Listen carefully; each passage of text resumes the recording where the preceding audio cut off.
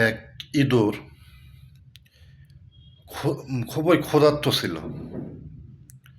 সে আশপাশে খাবার খুঁজতে খুঁজতে এক রাজপ্রাসাদে গেল খাবার খোঁজার জন্য। সে রাজপ্রাসাদে গিয়ে দেখলো যে খাবার নেই।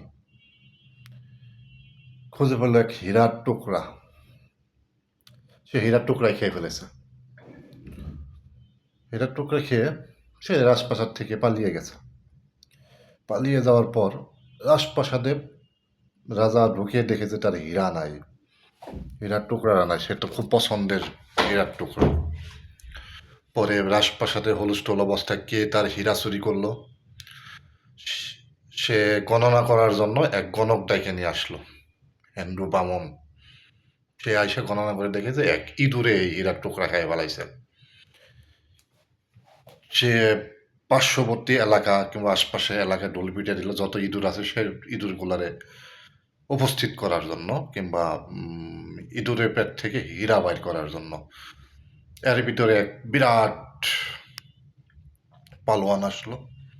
সে বলল যে আমি ইঁদুরের পেট থেকে হীরা বাইর করে নিয়ে এসে দিব। রাজা বলল যে ঠিক আছে, তোমাকে আমি প্রাপ্য পুরস্কার দিব।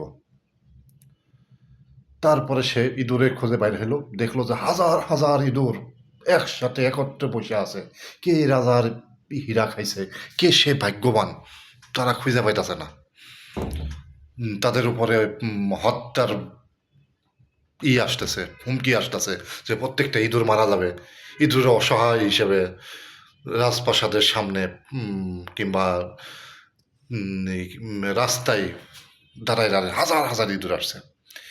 এতগুলা ইঁদুরের মাঝখান থেকে একটা ইঁদুর খুব দূরত্ব বজায় চলতেছে। সে নিজেকে সে একটা ইটের উপরে বৈশা নিজের রাজা মনে করতেছে।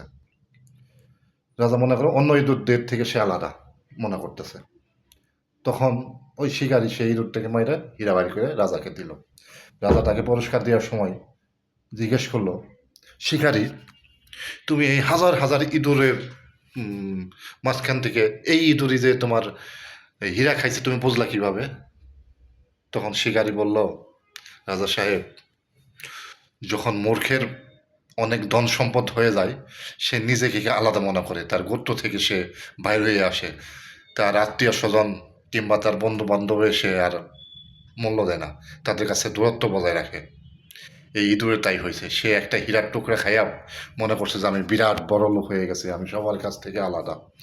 সে তার গোত্র থেকে বাইরে হয়ে এসে পড়ছে। যাই হোক, কী উদ্দেশ্যে এরা বললাম আপনারা এরা ভাইবে নিয়েন এবং বুঝে নিয়েন ইনশাল্লাহ। ওকে, এরপরে আরও ভালো গল্প নিয়ে আমি আসতেছি।